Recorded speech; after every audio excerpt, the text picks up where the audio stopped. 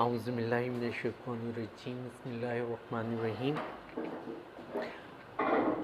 आज हमारा स्टडी का टॉपिक है गैस्ट्रोएंटेरोलॉजी,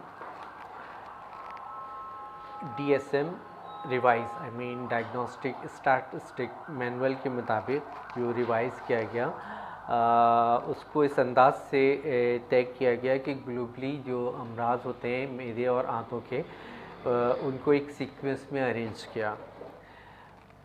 हमारी GIT यानी गैस्ट्रोइंटेस्टाइनल ट्रैक्ट, जिसे एलिमेंट्री ट्रैक्ट भी कहते हैं, एक स्ट्रेट नाली नहीं है। कहीं से ये ब्रॉड है, कहीं ये कॉनिकल है, कहीं फिर सीधी नाली है। फॉर एग्जाम्पल माउथ की बात करें तो बक्कल या ओरल कैविटी, उसके बाद इसका ब्रॉडेस्ट पार्ट जो सेंस रखता है उसमें सेंसरी नर्व्स होती हैं, और फिर जहाँ वो कॉनिकल होना शुरू होता है और ओसोफेगस से मीट करना शुरू करता है तो वो सेंसलेस होना शुरू होती है, और फिर वो लीड करती है फूड कॉन्वे पाइप, जिसे हम ओसोफेगस कहते हैं यानी ग़िज़ा की नाली, और फिर वो लीड करती है स्टोमक को। ओसोफेगस जो है डायफ्राम को क्रॉस करता है, क्रॉस करके कार्डिक एंड से स्टोमक में एंटर होता है और उसको कार्डिक स्फिंक्टर क्लोज करता है, और फिर स्टोमक जो है वो एपिगैस्ट्रिक फॉसा में मौजूद होता है, और फिर स्टोमक का दूसरा एंड जो है वो पाइलोरिक एंड कहलाता है। इसमें पाइलोरिक स्फिंक्टर होता है। ये अल्लाह ताला ने बड़ी अपनी सलाहियत से इंसान को लाइन के अपर जॉ में 8 और इस अपर जॉ में 8, और फिर इसी तरह इस लोअर जॉ और लोअर जॉ में 8 टीथ को अरेंज किया। जो टीथ कट करने के काम आते हैं those are known as incisor teeth, और जो टीथ क्लेंचिंग के काम आते हैं उन्हें कैनाइन टीथ, और जो दांत ग्राइंड करने के काम आते हैं उन्हें मोलर्स, प्री मोलर्स और मोलर टीथ का नाम दिया गया, यानी दाढ़ों का नाम दिया गया। और ये इस बात का सबूत है कि ह्यूमन जो है वो मैनीपेरस है, वो मिली जुली ग़िज़ा लेता है, यानी उसमें गोश्त भी होता है, उसमें सब्जियां भी होती हैं, उसमें कुक्ड सब्सटेंसेस भी होते हैं, और उसके अंदर रॉ सब्सटेंसेस भी होते हैं। और यही वजह है कि एक बैलेंस फूड या मुतवाज़िन ग़िज़ा में इस तरह के तमाम अज्जा एक मुनासिब रेशो और डिफरेंट वॉक ऑफ लाइफ के लिहाज से मौजूद होते हैं। सच एज़ अगर वो छोटा बच्चा है तो इन्फेंट, तो उसकी प्राइम फूड जो है वो कोलेस्ट्रॉम है। फिर जो उसकी एज बड़ी होती है उसका दूध जो है वो सेमी मिल्क होता है, फिर सेमी मिल्क जो है वो फिर मदर मिल्क में कन्वर्ट होता है, फिर मदर मिल्क की कन्वर्ट होने के बाद 4 to 6 मंथ बाद वो सॉलिड फूड लेना शुरू करता है, और उस सॉलिड फूड को मीट करने के लिए उसके मिल्क टीथ या टेम्परेरी टीथ हेल्प करते हैं। और टेम्परेरी टीथ जो होते हैं वो डेसिडुअस टीथ होते हैं, यानी निकलते हैं और फिर बाद में शेड हो जाते हैं, और उनकी जगह फिर परमानेंट टीथ्स जगह लेते हैं।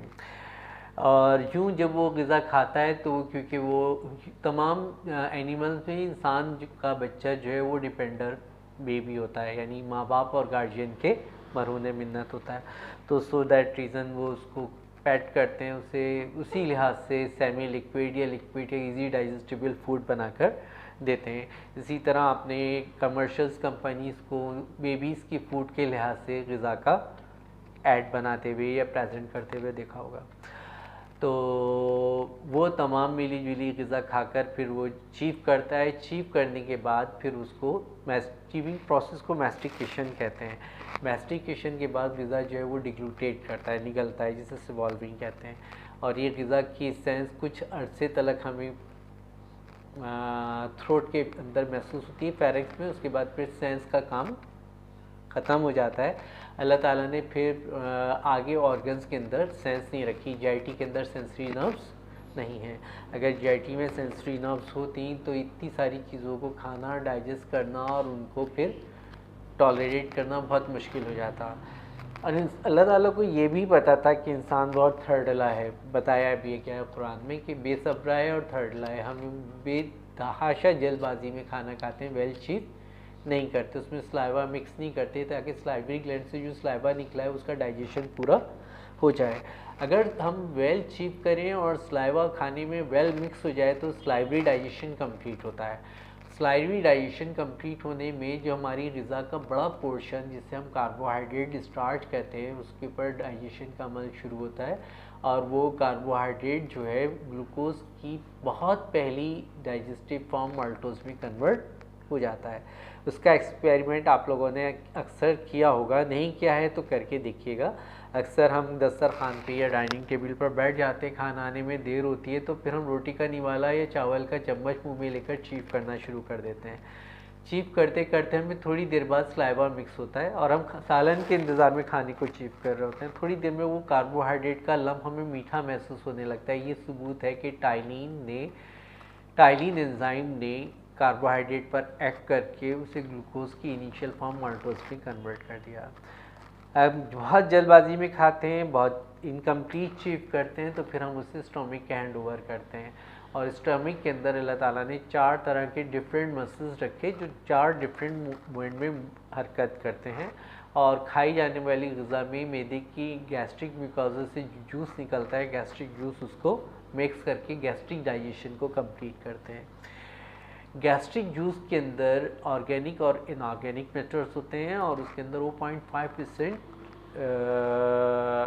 HCl हाइड्रोक्लोरिक एसिड होता है जो कि बैक्टीरियोसाइडल इफेक्ट करता है, यानी कि बैक्टीरिया को किल भी करता है और साथ साथ बैक्टीरियोस्टेटिक इफेक्ट भी करता है, यानी जो बैक्टीरिया ग़िज़ा में उबल तो इंसान इतनी अच्छी ग़िज़ा बनाता है, वेल कुक करके खाता है, नहीं पॉसिबल, लेकिन एनवायरनमेंट से कुछ माइक्रो ऑर्गेनिज्म शामिल होने के खदशात रहते हैं।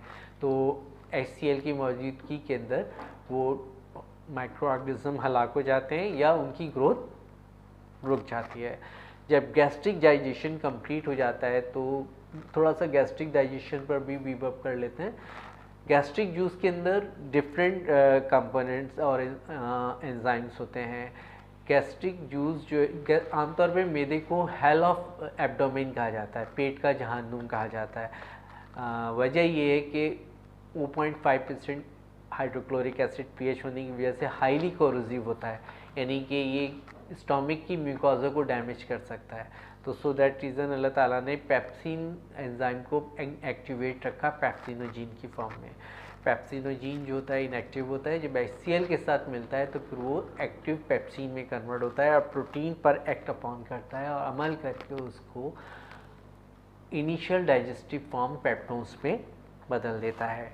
मैदे से गैस्ट्रिक लाइपेज भी निकलता है, लेकिन लाइपेज जो है वो फैट के डाइजेशन में रोल प्ले करता है, लेकिन गैस्ट्रिक लाइपेज एसिडिक pH में कोई इतना अच्छा काम नहीं करता, यानी स्टोमिक के अंदर फैट का कोई डाइजेशन नहीं होता, लेकिन वो मेल्ट होती है और वो सॉफ्ट बारीक अज्जा में तब्दील होती है। कुछ साइंटिस्ट जो हैं वो कहते हैं कि गैस्ट्रिक लाइपेज काम करता है, लेकिन मेजॉरिटी में जो फिजियोलॉजिस्ट और साइंटिस्ट हैं उनका बिलीव है कि एसिडिक pH में अमाइलेज काम, गैस्ट्रिक लाइपेज काम नहीं करता। सो दैट अब जब ग़िज़ा अच्छी तरह वेल मिक्स हो जाती है तो एक क्रीमी सब्सटेंस में कन्वर्ट हो जाती है, that is known as chyme और काइल।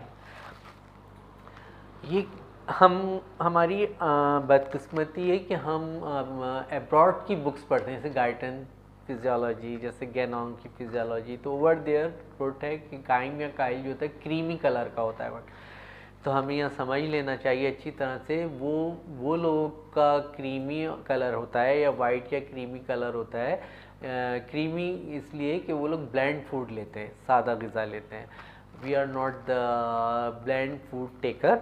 हमारी फूड जो होती है वो बहुत ज़्यादा कलरिंग मैटर्स और चटपटे मादों, स्पाइसेस और कॉन्डाइमिनेट्स और कलर्स मैटर पर मुश्तमिल होती है। तो if I am not mistaking, humans जो एशियंस हैं जैसे पाकिस्तानी, इंडो पाक के रहने वाले, इनके काइम का कलर लाइट ब्राउन से डार्क ब्राउन होता है। और ऐसा नहीं है कि यूरोपियन और ब्लेंड खाने वालों का वाइट होता होगा। अगर वो लोग भी ग्रीन लीफी वेजिटेबल्स या कोई फ्रूट या कलरिंग एजेंट लेते होंगे तो उनका भी काइम उसी कलर का होता होगा। और वाइट के मुकाबले में क्रीमी कलर क्यों बताया? क्योंकि गैस्ट्रिक जूस का कलर येलोविश ग्रीन होता है, सो दैट उसकी वजह से फूड के साथ मिलकर, आमतौर पे फूड के अंदर जो कार्बोहाइड्रेट में फ्लावर यानी आटा चावल होते हैं तो वाइट होता है, तो so that reason large portion carbohydrate का होता है, देन प्रोटीन का, देन फैट का, फिर देन अदर सब्सटेंसेस होते हैं।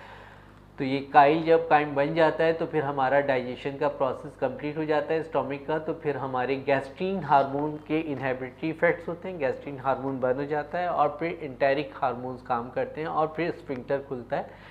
एपिसोड्स के अंदर थोड़ी थोड़ी क्वांटिटी में काइम्स या काइल जो है ड्यूओडेनम में जाता है, ताकि क्योंकि स्टोमिक का एक बड़ा रिजर्वायर है और ड्यूओडेनम शेप और बहुत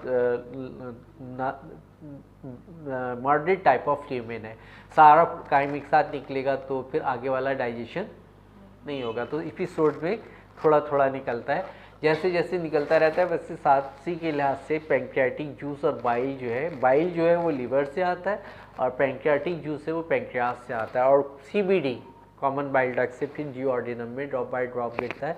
अब यहाँ पर आगे का प्रोसेस होता है। यह बात समझ में आ रही है कि गैस्ट्रिक लाइपेज ने उसको स्टोमिक के टेम्परेचर ने यूनोवेल कोर में टेम्परेचर ज़्यादा है, सुपरफिशियल रेडिएट हो रहा है 37 डिग्री सेल्सियस है, तो कुछ स्टोमिक की गर्मी से, कुछ HCl से, कुछ गैस्ट्रिक जूस और कुछ गैस्ट्रिक जूस की मिक्सिंग से फैट जो है अच्छी तरह से काइम में मिक्स हो जाती है। अब ये क्रीमी सब्सटेंस के ऊपर बाइल एक्ट अपॉन करता है और फैट के पार्टिकल्स के ऊपर अमल करके उसे एमल्सीफाई करता है। जब उसे एमल्सीफाई करता है तो फिर वो गोल्डन ब्राउन कलर या येलोइश ग्रीन ब्राउन कलर के एक फैटी एमल्शन में तब्दील हो जाती हैं। न सिर्फ फैटी एमल्शन में तब्दील होती हैं बल्कि फैटी एसिड्स, जेलेटिन और ग्लाइसरीन यानी ग्लाइसरोल और सेपोनाइंस यानी सोप लाइक सब्सटेंस बनते हैं। ये बड़े काम के सब्सटेंस हैं। ग्लाइसरोल जो है वो आगे जाके मोनो, डाई और ट्राईग्लाइसरोल बनाने के काम आता है और ग्लाइसरीन हाइग्रोस्कोपिक एजेंट है और सोप या सेपोनाइन सब्सटेंस जो है इंटेस्टाइन को वॉश करने के काम आते हैं। और फैट और फैटी एसिड के ऊपर अब पैंक्रियाटिक जूस को अमल करने का बेहतर तौर पर मौका मिलेगा। पैंक्रियाटिक जूस के अंदर 3 एंजाइम्स मौजूद होते हैं। पहले को कहते हैं पैंक्रियाटिक ट्रिप्सिन। पैंक्रियाटिक ट्रिप्सिन अब उस पेप्टोन पर काम करेगा जो स्टोमिक में बने थे, अब उसको वो पॉलीपेप्टाइड में या सेमी पेप्टाइड में तब्दील कर देगा। अब जो कार्बोहाइड्रेट से जो माल्टोज बने थे उस पर पैंक्रियाटिक अमाइलेज काम करेगा और उसको ग्लूकोज में या ग्लूकोज की इनिशियल फॉर्म में चेंज कर देगा। और जो फैटी एसिड्स बने थे अब उनके ऊपर पैंक्रियाटिक जूस एक्ट अपॉन करेगा, उन्हें लिपिड्स बनाएगा। ये लिपिड्स आगे जाके फर्दर टाइप ऑफ लिपिड्स में कन्वर्ट होंगे। अब ग़िज़ा सेमी डाइजेस्टेड फॉर्म में आ गई है। जब ग़िज़ा सेमी डाइजेस्टेड फॉर्म में आ जाती है तो फिर अब ये आगे जाकर जेजुनम के अंदर जो कॉन्वोल्यूटेड पार्ट है उसका ब्रश लाइक एरिया यानी विलाइज फिंगर लाइक प्रोसेस है, वहाँ पर से ये एब्जॉर्ब होगी, इंटेरिक सेल के अंदर एब्जॉर्ब हो जाएगी। अब फर्दर डाइजेशन इंटेरिक सेल्स में होगा। हम देखेंगे कि गैस्ट्रिक जूस के मुकाबले में इंटेरिक जूस हैवी मॉलिक्यूलर है। जिस इंटेरिक जूस से एंटेरोकाइनेज भी कहते हैं। एंटेरोकाइनेज, जहाँ भी काइनेज का वर्ड आएगा उसका मतलब वो इनएक्टिव है, अभी आगे जाकर एक्टिवेट होकर काम करेगा। तो एंटेरिक जूस या एंटेरिक जूस या एंटेरोकाइनेज बहुत लेस अमाउंट में हैवी मॉलिक्यूलर होता है, इंटेस्टाइन के ल्यूमेन में खारिज होता है, सेल के अंदर ही रहता है क्योंकि इसका काम ही सेल के अंदर है। अब ये बड़ा सोफिस्टिकेटेड टाइप ऑफ जूस है। ऑर्गेनिक मैटर और इनऑर्गेनिक मैटर जो एंजाइम्स होते हैं उनमें ग्रुप ऑफ एंजाइम होते हैं, जैसे सक्रेज एंजाइम जो सक्रोज को डाइजेस्ट करके ग्लूकोज बनाने में हेल्प करेगा। माल्टेज एंजाइम होता है जो माल्टोज पर एक्ट करता है और उसे ग्लूकोज बनाता है। और इसी तरह दूध की शुगर का नाम लैक्टोज है जो उस पर अमल करके लैक्टेज हार्मोन से ग्लूकोज में कन्वर्ट करेगा, जिसे हम अभी लैक्टोज इंटॉलरेंस में डिस्कस करेंगे।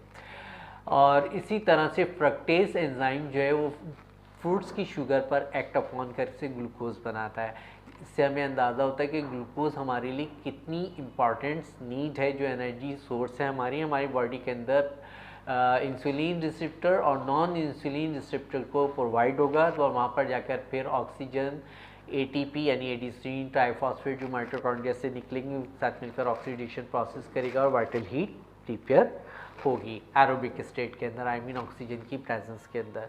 तो फिर यहाँ से ग़िज़ा जो है हज़म हो जाती है। तो अब ये ग्लूकोज और दीगर सब्सटेंसेस जो हज़म शुदा थे, आई मीन लिपिड्स जो बन गए थे, अब वो यहाँ पर एब्जॉर्ब होंगे इंटेरिक सेल से, यहाँ से लैक्टेल में जाएंगे, लैक्टेल से इंटेरिक वेसल्स में जाएंगे, और इंटेरिक ब्लड वेसल्स जिसे हम कहते हैं सुपीरियर मेसेंट्रिक वेन जो अपर पार्ट ऑफ इंटेस्टाइन से आती है, और इन्फीरियर मेसेंट्रिक वेन जो inner part of lower part of intestine से आती है। वो सब ये डाइजेस्टेड मटेरियल को लेकर पोर्टल वेन में जाएंगे। पोर्टल वेन से अब ये तमाम हज़म शुदा ग़िज़ा जो है लीवर के हैंड ओवर होगी। लीवर का यूनिट हेपेटिक लोब्यूल्स कहलाता है, उसमें हेपेटिक साइनस होती हैं। हेपेटिक साइनस के अंदर ये ब्लड भर जाएगा। अब वहाँ के हैवी मॉलिक्यूलर ट्रांसअमाइनाइजेशन वाले एंजाइम काम करेंगे, SGPT, SGOT, GT and many other enzyme so and so. तो ये सारी चीज़ें वन बाय वन और डाइजेस्ट करेंगी, और यूँ अब बात समझ में आएगी तमाम हज़म शुदा ग़िज़ा जो है वो अभी भी इनिशियल फॉर्म में है। जो अमाइनो एसिड्स बने थे वो अमोनिक अमाइनो एसिड्स, यानी उसमें अमोनिया और दीगर सब्सटेंस शामिल थे। अब लीवर जो है उससे अमोनिया को सेपरेट करेगा, यूरिक एसिड और यूरिया बनाएगा, और अमाइनो एसिड्स की फॉर्म बनाने में मदद करेगा जो हमारी बॉडी की बिल्डिंग ब्लॉक्स हैं। जो लिपिड्स वहाँ से आए थे, अब वो लिपिड्स जो हैं लीवर के अंदर लो डेंसिटी लाइपोप्रोटीन के साथ बाइंड होकर बनेंगे, हाई डेंसिटी वो हाई डेंसिटी लाइपोप्रोटीन के साथ बाइंड होकर बनेंगे, और वेरी हाई डेंसिटी लाइपोप्रोटीन के साथ मिलकर वेरी हाइपो डेंसिटी लाइपोप्रोटीन यानी VHDL, HDL और HDL, और इवन कोलेस्ट्रॉल, बाइल और एस्टर और ग्लाइसरोल मिलकर कोलेस्ट्रॉल फॉर्म करेंगे। अब यहाँ से हमारी बॉडी की कॉन्स्टिट्यूशनल एजेंट बनना शुरू हो गए, और एंड प्रोडक्ट्स भी बनना शुरू हो गई।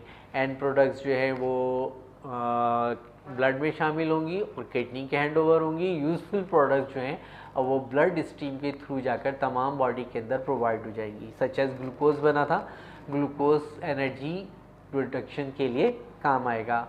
इफ ग्लूकोज इज एक्सेस तो वो ग्लाइकोजेनेसिस की मदद से ग्लाइकोजीन बनाने के काम आएगा, ताकि जब कभी फूड क्राइसिस हो, खाने में आगे पीछे लेट हो जाएं, तो फिर वो ग्लाइकोजीन ब्रेक होकर ग्लाइकोजेनोलाइसिस के ज़रिए ग्लूकोज में कन्वर्ट हो, जैसे रोज़े की हालत में, जैसे शॉक की हालत में, जैसे टेंशन्स की हालत में, जैसे खाने से दूर होने की हालत में कितनी भूख लगती है लेकिन हमें फ़ौरन ACTH रिलीज़ होता है, एहसास दिलाता है, फिर वहीं फ़ौरन फिर ये जब हमें खाना नहीं मिलता तो थोड़ी देर में हमारी भूख लगना बंद हो जाती है। उसका रीज़न ये है कि फिर हमारी बॉडी उसके अदर रिसोर्सेज से काम करना शुरू कर देती है, यानी ग्लाइकोजेनोलाइसिस से ग्लाइकोजीन ग्लूकोज में तब्दील होकर हमें एनर्जी प्रोवाइड करना शुरू कर देता है। तो इस तरह से हमारी बॉडी बड़ी अच्छी और ख़ूबसूरत अंदाज से काम करती है, और जो एंड प्रोडक्ट्स बच जाती हैं आगे की तरफ जाती हैं, जो जिनम से फिर इलियम में जाती है। जब हम इलियम की बात करेंगे तो अभी IBS इरिटेबल बाउल सिंड्रोम का जिक्र आएगा, तो कुछ उसका हिस्सा भी वहाँ पर स्टडी में आएगा। फिर ये अब लार्ज इंटेस्टाइन के हैंड ओवर होती है। लार्ज इंटेस्टाइन में नीचे सीकम होता है, सीकम के साथ एक rudimentary part intestine appendix vermiformis attach होता है।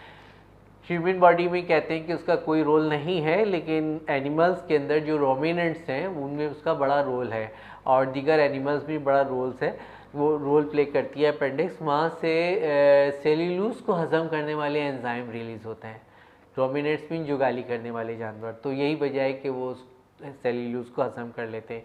ह्यूमन बॉडी के अंदर जो है वो हार्ड सेल्यूलोज जो एनिमल हज़म कर सकते हैं, हम हज़म नहीं कर सकते। हम उन्हें कुक करके खा सकते हैं, कुक करके खाते हैं तो हमारे बॉडी के स्प्लिटिंग एंजाइम उस पर स्प्लिट करके उसे ब्रेक करते हैं, और हाइड्रोलाइटिक एंजाइम उसको एक्ट करके उसको लॉन्गिट्यूडनली स्प्लिट करते हैं, तो उसके अंदर से वाटर, सॉल्ट्स, मिनरल्स और विटामिन्स रिलीज़ होते हैं। इस तरह से वो हमें काम में आते हैं, और फिर वही जो सेल्यूलोज के फाइबर्स होते हैं लॉन्गिट्यूडनल स्प्लिट से टूटते हैं, वो हमारी बॉडी में फिर स्वेल होकर सॉगी होते हैं। सॉग होने के बाद फिर हमारी बॉडी में बल्कनेस करते हैं, फिसलन पैदा करते हैं, हार्ड स्टूल को बनने से रोकते हैं। तो यही वजह है जो मिली जुली ग़िज़ा खाता है जिसमें सब्जियां और फल हों तो उनको कॉन्स्टिपेशन नहीं होती है, और जो लोग कार्निवेरियन की तरह से गोश्त खाते हैं तो उन लोगों के अंदर हार्ड स्टूल बनता है, तो उनको फिर डॉक्टर जो है फाइबर्स के इस्तेमाल को एडवाइस करते हैं, रिकमेंड करते हैं कि यू टेक द फाइबर दो तरह के होते हैं, एक तो इडाइबल एंड डाइजेस्टेबल। जैसे केले के अंदर जो फाइबर है वो इडाइबल और डाइजेस्टेबल है, वो आसानी के साथ हज़म हो जाते हैं। और जो हमारी ये स्पेनिश और सैलड, आइसबर्ग, कैबेज जो हम ये रॉ लेते हैं, इसमें से भी हज़म होते हैं डाइजेस्टिव पार्ट डाइजेस्ट होने के बाद। तो कुछ स्प्लिटिंग एंजाइम और हाइड्रोलाइटिक एंजाइम से ब्रेक करके इसे वाटर रिलीज़ करते हैं, वाटर सब्सटेंसेस मिलते हैं, एंटीऑक्सीडेंट्स मिलते हैं, फाइबर्स मिलते हैं और वाइटामिन्स मिलते हैं। और इन्हीं के अंदर कुछ सब्सटेंसेस ऐसे होते हैं जो फ्लैचेस प्रोड्यूसिंग्स होते हैं, और यही वजह है कि जब डाइजेशन होता है तो केमिकल एक्शन से गैसेस फॉर्म होती हैं, इससे हम अपनी मेडिकल टर्म में फ्लैचेस कहते हैं। फिर ज़रूरत होती है तो फिर हमारी इंटेस्टाइन उसको फ्लैचेस को हम पास कर देते हैं। अगर हमारी फ्लैचेस पास ना हो तो फिर वो हमारी बॉडी में जमा होना शुरू हो जाती हैं, और फिर हमें एक आर्जा होता है जिससे हम कहते हैं फ्लैचुलेंस, यानी नफाक शिकम। ये एक आर्जा ज़रूर है, लेकिन ये एक आर्जा है, लेकिन ये आर्जा जो है वो ख़तरनाक आर्जा नहीं है। एक्चुअली मुस्लिम्स जो होते हैं वो अक्सर तरजीह देते हैं कि दो एथिक्स के तहत, एक तो जहाँ हम गैदरिंग में बैठे होते हैं वहाँ फ्लैचेस पास आउट करना अच्छा नहीं समझा जाता, और दूसरा एक और तरीका है कि हम चाहते हैं कि हमारी वज़ू रहे तो हम फ्लैचेस को पास होने से रोकते हैं। और यही वजह है शायद कहा गया कि जब नेचुरल अर्ज हो तो पहले वो नेचुरल अर्ज, चाहे वो खाने की सूरत में हो, चाहे वो आराम की सूरत में हो, चाहे वो वॉशरूम जाने की ज़रूरत हो, करके फिर नमाज़ पढ़ी जाए। तो यही वजह है कि फ्लैचेस को रोकने को मना किया गया। लेकिन हमारी कोशिश होती है कि कुछ पढ़ने के हवाले से या कहीं वॉशरूम नहीं मिल रहा होता, हमारी ज़रूरत के मुताबिक हम सिविलाइज वे में देख रहे होते हैं तो हम उसे रोक के रखते हैं, तो फिर फ्लैचुलेंस हो जाती है। वैसे आमतौर पर फ्लैचुलेंस नहीं होती, हमारी फॉरन सिंपैथेटिक और पैरासिम्पैथेटिक नर्व काम करती हैं, फ्लैचेस को पास आउट कर देती हैं। थोड़ा थोड़ा लोग करना फिर सीख जाते हैं, तो फिर हमारी एक्चुअली ये कहलाती है training. For example appetite controlling training, thirst controlling training, ethics talk controlling training. बुरी बात ना कहने की आदत डालने से फिर हमें अच्छा हो जाता है। साइकोलॉजिस्ट कहते हैं कि कुछ कहने को सप्रेस ना करें, जो आए बोल दें। आजकल एक बड़ा वो बेहुदा वो ट्रेंड चला है कि बात को नहीं रखें, माना बात दबाने से रोकने से पेट में दर्द हो जाता है, लेकिन वो पेट का दर्द अच्छा है, बजाय इसके कि वो नापसंदीदा बात बोल के हम अपनी वो चीज़ खो दें जो हमने बनाई है। एक पोइट थे, वो अपनी गज़ल सुना रहे थे, वो मशायरे के अंदर, तो कोई बीच में बैठा हुआ उसने कोई बेहुदा बात की या कोई टोंड वाला जुमला बोला, तो उन्होंने कहा मैं आज जिस मुकाम पे बैठा हूँ मैंने इस मुकाम बनाने में 40 साल लगे हैं, और मैं आप वाली मुकाम पर आ जाऊँ तो उसके अंदर 1 मिनट लगेगा, लेकिन मैं ये वाला मुकाम नहीं खोना चाहता। तो सो दैट रीज़न फ्लैचुलेंस रोकने से आदत तो हो जाती है वज़ू बरकरार रखने की, लेकिन फिर एक वक्त आता है फिर बॉडी बनाना भी बंद कर देती है। और यही वजह जितने भी अल्लाह वाले हैं वो कम खाते थे या वो सालन नहीं खाते थे। अब सालन में फ्लैचेस प्रोड्यूस करने वाले सब्सटेंस होते हैं, तो जितने अल्लाह वाले वो रूखी रोटी, सादा पानी, सादा चीज़ें खाते थे ताकि उनकी वज़ू देर तलक बरकरार है। गालिबन आपने वो वाक़या भी सुना होगा, कोई बुज़ुर्ग कहीं गए थे तो उस बच्ची ने खाना बनाया, फिर उनके लिए सब कुछ खिदमत की, खिदमत करके वज़ू का लोटा भी रख दिया ताकि वो, तो सुबह देखा तो लोटे में पानी मौजूद था। उन्होंने कहा कि आप तहज्जुद के लिए नहीं उठे? अल्हम्दुलिल्लाह मैं तहज्जुद के लिए भी उठा। तो कह रहे आपने वज़ू, आप सोए नहीं, आपकी वज़ू टूटी नहीं, आपने वज़ू नहीं की? कह बेटा तुमने इतने अच्छे हाथ से खाना बनाया था, इबादत गुज़ार नेक बच्ची थी कि तूने इतनी प्यार और मोहब्बत से पाक हाथों से खाना बनाया था कि ये मेरी वज़ू ख़ता नहीं हुई, ना ही मुझे नींद आई, तो मुझे वज़ू करने की ज़रूरत ही पेश नहीं आई। तो फ्लैचुलेंस एक मैटर है। एनी हाउ फ्लैचेस प्रोड्यूसिंग सब्सटेंस हैं डिज़ाइन, जैसे बीन्स यानी ब्रिंजल यानी बैंगन, बहुत सारी चीज़ें यू नो वेल। तो ये वो वाला टॉपिक है, जीआईटी में शामिल है। और जब आप यहाँ पर डिफरेंट प्रेजेंटेशन ऑफ डॉक्टर्स देखेंगे सर्च करके, तो उसके अंदर फ्लैचेस के मौजू पे तरह तरह के हंसाने वाले एनिमेशंस भी मिल जाएंगे। वो अच्छा हुआ नहीं मिली प्रेजेंटेशन, उसके अंदर भतीजे ने वो वाली तस्वीर डाली है फ्लैचेस वाली, तो so that Tom and Jerry की डाली है, टॉम के अंदर जो किलर है उसकी तस्वीर उसने डाली, तो अच्छा वो यहाँ नहीं आई। तो सो दैट रीज़न आगे की तरफ चलें। फिर ये फ्लैचेस का और इरिटेशन का मसला भी हल हो गया। ब्लाइचिंग वो भी केमिकल एक्शन से बनती है, डिपेंड करता है कि कैसी ग़िज़ा खाई गई है, कैसा डाइजेशन है। गुड डाइजेशन है सुन्नत रसूल के मुताबिक कि किस्सा ग़िज़ा है, किस्सा पानी और किस्सा हवा है, तो ज़्यादा ना ही बेल्चिंग होगी ना ही फ्लैचेस फॉर्मेशंस होंगी। अगर खाना बहुत ज़्यादा खाया जाएगा, ज़्यादा डाइजेशन होगा, ज़्यादा केमिकलाइजेशन होगा, तरह तरह की अभी जैसे अभी हम इरिटेबल बाउल सिंड्रोम पढ़ेंगे सॉरी लैक्टोज इंटॉलरेंस पढ़ेंगे तो हमें पता चलेगा कि उसके अंदर जो है लैक्टेज एंजाइम नहीं होता। अभी जो हमने पढ़ा लैक्टेज एंजाइम उसमें नहीं होता, जिसके बाद लैक्टेज एंजाइम ना होने की वजह से क्या होता है, वो आगे जाकर दूध जो है अब वो लार्ज इंटेस्टाइन के अंदर हजम होता है और शॉर्ट चेन फैटी एसिड बनाता है, उसमें हाइड्रोजन और कार्बोनेट्स होते हैं और वो कार्बोनेट जो है वो एसिडिटी प्रोड्यूस करते हैं, लिहाजा जलन होगी और कॉलिक होगा और पेट में फ्लैचुलेंस होगी और मरोड़ और दर्द के साथ मोशन हो जाएंगे। तो सो दैट रीज़न जैसी ग़िज़ा खाई जाएगी वैसे ही बेल्चिंग यानी इरिटेशन ही डकार का प्रोसेस होगा।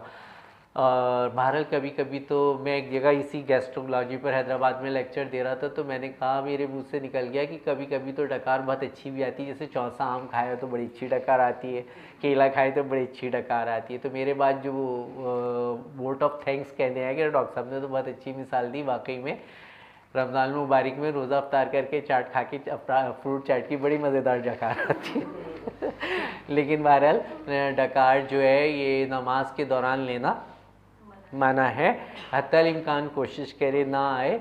और हमारे प्यारे नबी सल्लल्लाहु अलैहि वसल्लम ने नापसंदीदा अमल करार दिया, तो क्यों ना ऐसी खाए। इसी तरह एक और दिलचस्प वाक़या याद आया, एक बहुत अच्छे तबीब थे, उनका नाम हकीम सईद था, शहीद हो गए और बहुत तिब के लिए काम करते थे। नौनिहाल बच्चों ने बहुत पढ़ा, हमदर्द सेहत बहुत पढ़ा। तो एक जर्नलिस्ट किसी ओपनिंग सेरेमनी में तकरीबन उनको मिल गया, उन्होंने कहा कि मुझे तो बहुत तकलीफ़ है, हर लम्हे बाद गुप डकारें आती हैं। तो उन्होंने देखा, नब्ज़ देखी, वैसे तो शायद नापसंदीदगी का इजहार नहीं किया, लेकिन नापसंदीदा अमल था। गैदरिंग अलग चीज़ है, क्लिनिक अलग चीज़ है, दिखाना क्लिनिक में चाहिए। तो उन्होंने कहा कि ना आपको कुछ भी नहीं है, आप खाना चबा के खाएँ, कम खाएँ और फ़िलहाल तो बिल्कुल ही छोड़ दें और एक्सरसाइज करें। ये जो हर सेकंड बाद उन्होंने अज़राए तफन्नुन लिखा मुश्ताक यूसुफ़ी ने कि हर सेकंड में 5 बार जो है वो गप गप डकारें आती हैं, हर बात के साथ डकार आती हैं, ये ठीक हो जाएंगी। तो कह रहे हैं मैंने हकीम सईद साहब की बात पर अमल किया, पार्क में जॉगिंग के लिए गया, पहले दिन तो कुत्ते पीछे लगे, फिर बाद में उनसे भी दोस्ती हो गई, फिर बाद में करते करते ये हुआ कि पेट भी अंदर जाना शुरू हुआ और डकारों का अमल भी ख़त्म हुआ। और बात समझ में जो उन्होंने खाने की कदर लगाई उसका भी मुझे समझ में आया, खाने की अहमियत पता चली, भूख का मज़ा पता चला और खाने का जायका पता चला और वाकई में भूख की इम्पोर्टेंस का अंदाज़ा हुआ। तो इसका मतलब चबा के खाना, कम खाना, और उसका बहुत ज़्यादा रिलेशन है हमारी टमीफिकेशन, पेट के फैलने से। और हमारे यहाँ 3 बैलीज़ मशहूर हैं।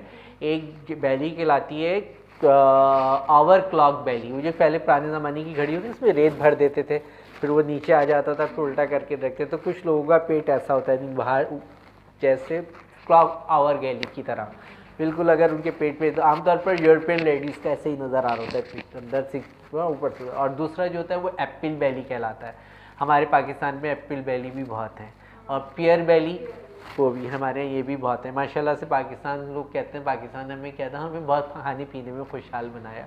जो चीज़ें पहले कभी त्योहारों पर मेहमानों की आमद पे बनती थी वो हमारे यहाँ रोज़ बनती हैं, और बल्कि वही नहीं बनती, अब हम ग्लोबल विलेज के तहत एब्रॉड मील्स और रेसिपीज़ जहाँ इस्तेमाल करते हैं जो कभी तस्वुर भी नहीं था। तो ओवर ईटिंग एक मसला है और इसको अवॉइड करना चाहिए। और समय बड़ी बात, हमें इसका हिसाब देना है। एक दफ़ा का वाक़या है कि हज़रत बीवी फ़ातिमा रज़ी अल्लाह ताला अन्हा ने रोटी पेशी सल्लल्लाहु अलैहि वसल्लम की खिदमत में उन्होंने बताया कि फ़ातिमा 3 दिन बाद कोई आग पर बनी हुई चीज़ आई है और पेट में जा रही है। और 3 दिन तो मेरे ख्याल से हमारी किचन में तो हर वक्त आग पर बनी हुई चीज़ों का प्रोसेस जारी ही रहता है माशाल्लाह तबारकल्लाह। बहुत खुशहाल है। शाइन एयरवेज़ का जहाज़ गिरा था तो इस्लामाबाद में, तो जब वो टीम जा रही थी, जो पता नहीं वो कैमरे का जूम था यानी क्या था, सब बहुत बड़े टमीफिकेशन के थे और बहुत बड़े भारी, और वो मुश्किल से चल पा रहे थे सारे अफराद जितने थे साइट पर वहाँ इंस्पेक्शन के लिए जा रहे थे। तो अफसोस हो रहा था कि जब हमारी हालत ऐसी हो तो हम किसी की जान बचाने के लिए किस तरह एक्टिव हो सकते हैं। आगे की तरफ चलें तो फिर अब हम आते हैं नॉर्मल स्टूल पास की तरफ। different persons have the different habits of stool passing. some people's 24 our में once और some 24 आवर में twice अर्ज फील करते हैं, दे डिफिकेट अबाउट। दोनों ही बेहतर समझे जाते हैं, 24 घंटे में एक बार और 24 घंटे में 2 बार। अगर इससे ज़्यादा हो रहा है तो खाई जाने वाली ग़िज़ा के अंदर मौजूद इरिटेटिव सब्सटेंस जैसे मिर्चें, गरम मसाला, उसके बहुत ज़्यादा हाई कैलोरी या फैटी या बहुत ओवर होना तो शायद डायरिया हो सकता है। ये डाइजेशन और ओवर ईटिंग के बाइस होने वाला डायरिया कहलाएगा। इसका नो ट्रीटमेंट, हमारी होम्योपैथी इसको इंडिस्पोजिशन में काउंट करती है। फ़ौरन ग़िज़ा को बंद किया जाएगा। सिंपल पानी और सिंपल बहुत ज़्यादा अगर खाने पर इसरार करे तो क्यूकम्बर बगैर सॉल्ट या लेमन के साथ, क्योंकि क्यूकम्बर एक वाइट सब्ज़ी है, खीरा, जिसमें सिंगल कैलोरी और पानी होता है, तो देंगे। वो भी ना दें तो ज़्यादा बेहतर है। फिर आगे की तरफ जाएं तो डायरिया के बाद कॉन्स्टिपेशन है। कॉन्स्टिपेशन होने की वजह ड्राई फ्रूट्स का इस्तेमाल, खुश्क ग़िज़ा का इस्तेमाल, गोश्त का इस्तेमाल और खानों में गैप है, यही वजह है तो कॉन्स्टिपेशन होगी। कॉन्स्टिपेशन के हल के लिए हमें चाहिए कि हम अपनी ग़िज़ा में फ़ाइबर का इस्तेमाल बढ़ाएं। कुछ लोग होते हैं उनके बारे में कहा जाता है, मुहावरतन मशहूर है कि वो पानी भी उनको घी बन के लगता है, वो पानी से भी बहुत मोटे होते हैं और वो सब्ज़ी भी खाते हैं, कब्ज़ हो जाती है। स्टडी किया गया तो एक एंजाइम पता चला हमारी बॉडी से रिलीज़ होता है, उसको कहते हैं साइटेज एंजाइम। ये लार्ज इंटेस्टाइन से रिलीज़ होता है, ये सेल्यूलोज को भी हज़म कर देता है। तो बट अनफॉर्चुनेटली बोलिए या क्या बोलिए कि उनकी सब्जियां भी उनकी कब्ज़ तोड़ने में कामयाब नहीं होती, तो फिर उनको फिर और कोई तरीक़ा यानी ऑलिव ऑयल या दूसरे लुब्रिकेटिव एजेंट्स इस्तेमाल कराए जाते हैं। ये हमारी जीआईटी का चैप्टर जो है यहाँ पर क्लोज हुआ कि कैसे काम करती है। और स्टूल बाज़ लोगों को बहुत दिनों में भी आता है। यूरोप में 3-3 और 4-4 और 6-6 महीने तक स्टूल नहीं आता। उसका रीज़न बहुत ज़्यादा ठंडक, जैसे 8 महीने कुछ इलाके हैं अमेरिका यूरोप के बर्फ़बारी होती है तो ठंडक के बाइस होता है। फिर वहाँ की डाइट हाई फाइबर्स पर हाई रिफाइंस होती हैं, जैसे वो लोग अंडा खाते हैं, बॉयल अंडा लेते हैं या फिर वो टोस्ट लेते हैं, सैंडविच लेते हैं, यानी फास्ट फूड लेते हैं, उनके पास पकाने का टाइम नहीं होता, तो सो दैट उनके अंदर रिफाइंड फूड होता है तो कॉन्स्टिपेशन का सबब बनता है। और 6-6 महीने या 3-3 महीने तक कब्ज़ रहता है। यही वजह है वहाँ पर पोडोफाइलम दवा क्रूड फॉर्म में बहुत बिकती है। पोडोफाइलम लैक्सेटिव और परगेटिव एजेंट है, बहुत ज़्यादा लैक्सेटिव और परगेटिव। लैक्सेटिव कहते हैं डोज रेमेडी जो सॉफ्ट स्टूल लाए, और लैक्सेटिव की डोज को डबल कर दें तो वो बढ़ जाती है परगेटिव, यानी कि वो बहुत ज़्यादा तेज़ मोशन लाएँ को लेकर दी जाती हैं ताकि परगेटिव इफेक्ट्स हों और आंतें साफ़ हो जाएं और रेडियोलॉजिकल एग्जामिनेशन और एब्डोमेन हो सके। जहन में रहे कि रेडियोलॉजिकल एग्जामिनेशन हार्ट टिश्यू का बहुत अच्छा आता है। सॉफ्ट टिश्यू के अंदर इमेज आते तो हैं लेकिन सही तौर पर डायग्नोस्टिक वे में हेल्प नहीं होती, तो डाइस के साथ जैसे IVP या बहुत सारे कॉन्ट्रास्ट के साथ किए जाते हैं। तो ये हमारा टॉपिक ख़त्म हुआ। अब हम आ रहे हैं जब हमारा टॉपिक था